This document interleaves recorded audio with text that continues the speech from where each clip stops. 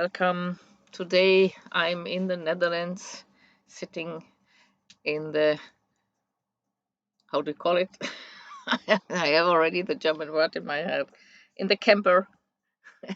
We're making a small trip. There are holidays here, and we took the chance to, go a little bit away.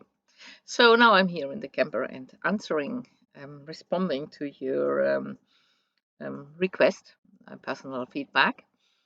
Um, so the first one, very interesting input, something that I believe is of importance to all of us to be also very much aware of it, because while we are developing ourselves further, we have a greater understanding of other people. We make space for other people. We are projecting less. Um, we respect people. We perhaps even love people. Yeah.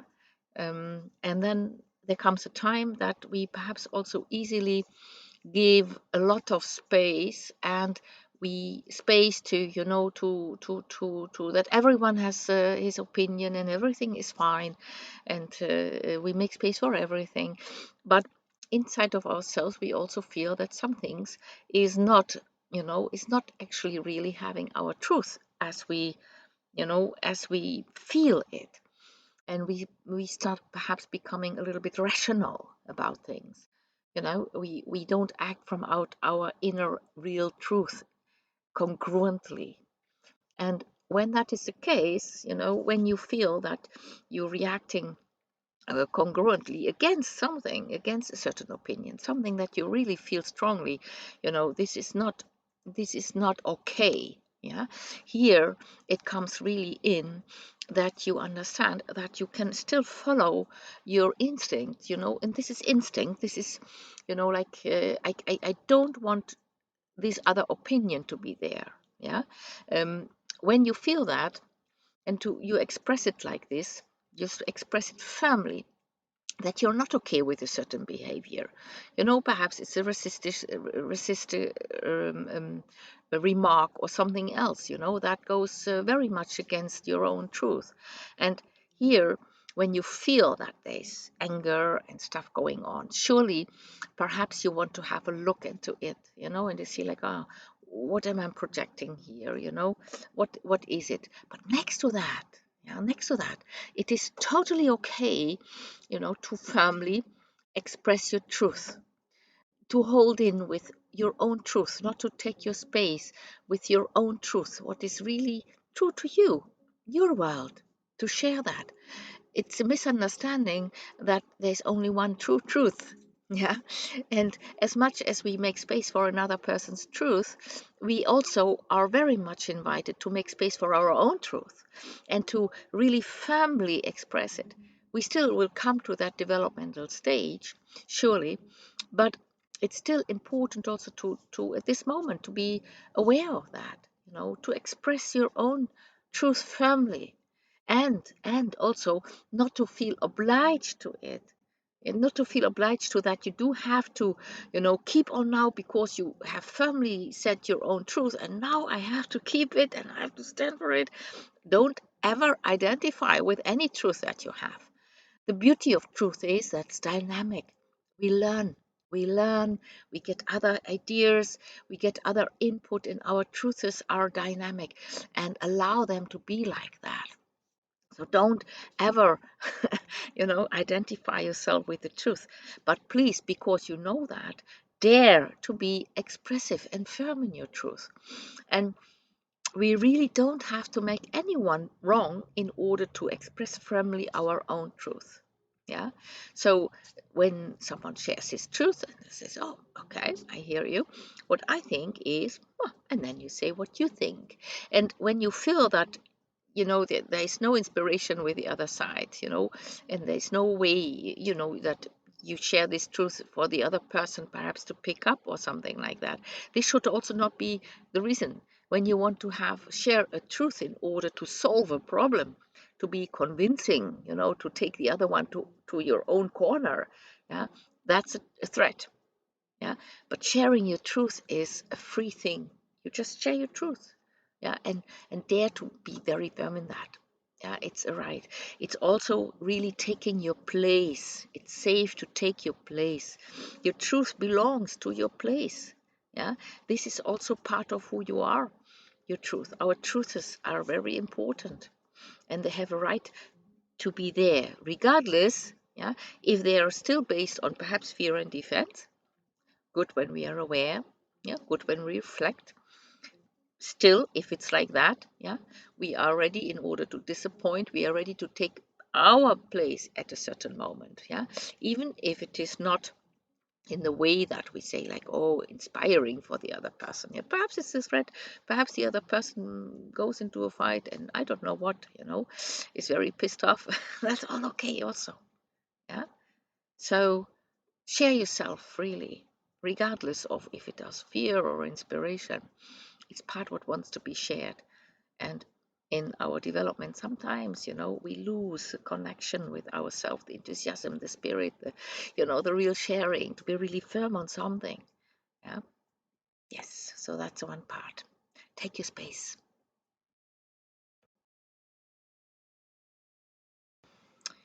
Yeah. And for the second one, I'm still actually waiting, or was waiting for a clarifying question that I had about it.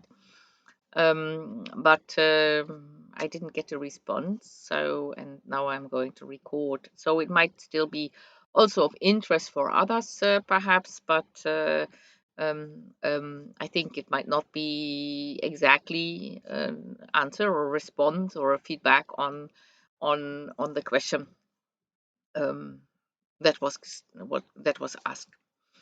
Um, yeah, it's about money. Money. Money is, of course, a very, very big topic. Yeah, generally it's a big topic because it has no worth on its own, but it has only the worth it has for us. For some people, it gives a lot of independence. It is very. The scarcity to having to ask the problems, perhaps also responsibilities you have for others, that when the money isn't there, then you lack the freedom because you have to ask people to help, and so on and so on. Yeah, so for some it's just independence. For other people, it's the other direction. It gives freedom. You know, they don't come to the level of dependence that they really have to ask. They want to have sufficient money, and they also try not to get below a certain level so that they won't leave, go into the dependency, but they want to have independence. They want to have the freedom. Then it's more like, are my own needs satisfied, this one.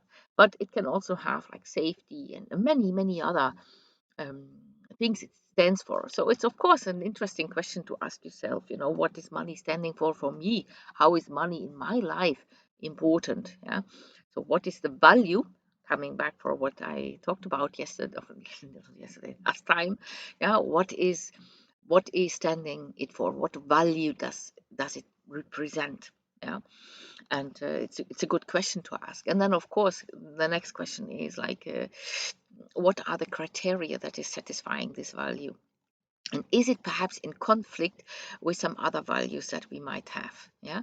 And money has, it has a lot of dirty stuff on it. That money is, when you ask money for something, then you're selfish. Or is it that I'm giving really worth the money I'm asking, for something? So it's also an identification with your own worth. Yeah. Especially when you're starting perhaps with coaching or something, then, or a new direction, that some of you also might take. So is it really worth that, what I'm asking? Yeah. And then we stand on the lower side. So there are many ways, and to think a little bit of money is always good. Thinking of money, like, what it stands for, the value in it, and what are the criterias.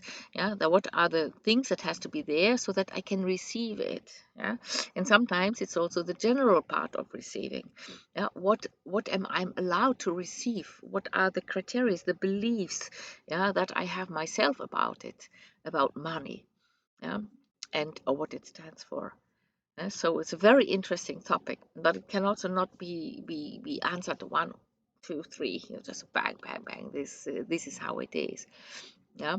So when perhaps money is in the way of another value, yeah, perhaps you're humble, or perhaps you have strong religious belief system, that it is better to serve the one who, to not to help someone, yeah, to the cost of someone who pays more, yeah, because you have not so much time to help all of them, yeah, or someone asks you something, can you help me, and then you say like, yes, you have to pay me for that, yeah. And there is also a balance between input and output, and if it is about work, and money is of course often about work, and we get paid for a service that we have, it's good to also to monetize that, what you think, not your time, or or something like that, but how much is it worth, that what you add to people, yeah, that what the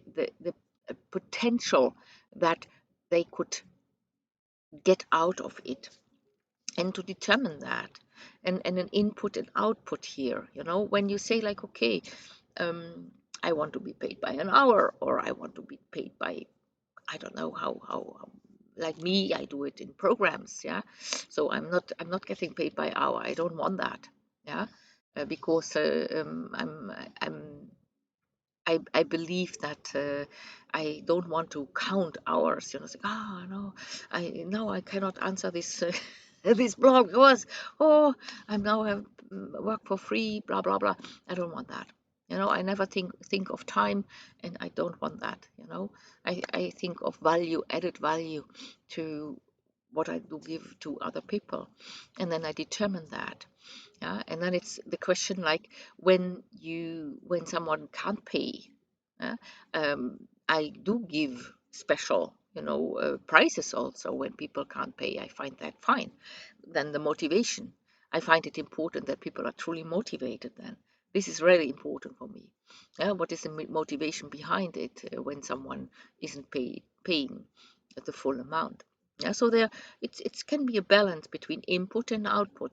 Yeah, so but for that purpose, you need to define first of to what is it that I want to be paid for. And when you do say yes to a lower level of income, yeah, then it has to have its reason. And perhaps also the person can know that it is cheaper than expected, yeah.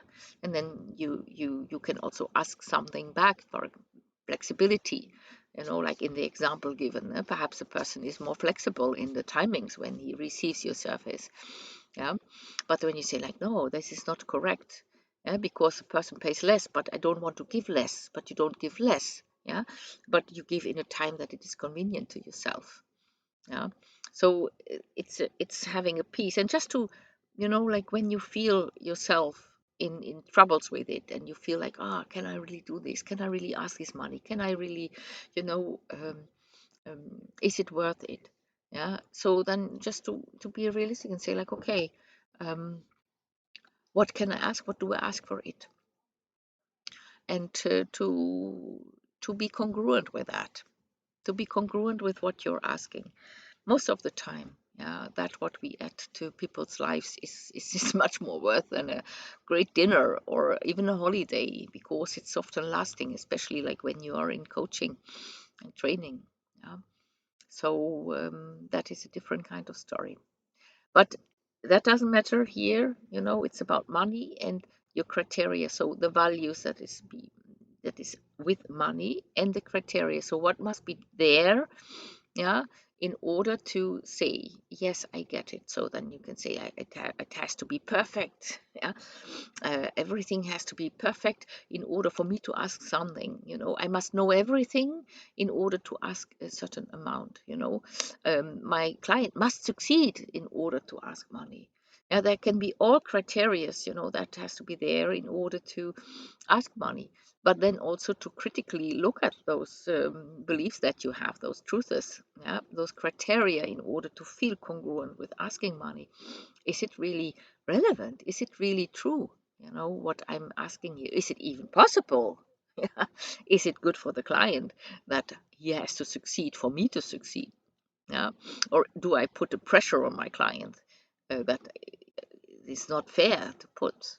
Yeah, okay. So this about money. So ask yourself those questions, perhaps interesting for you.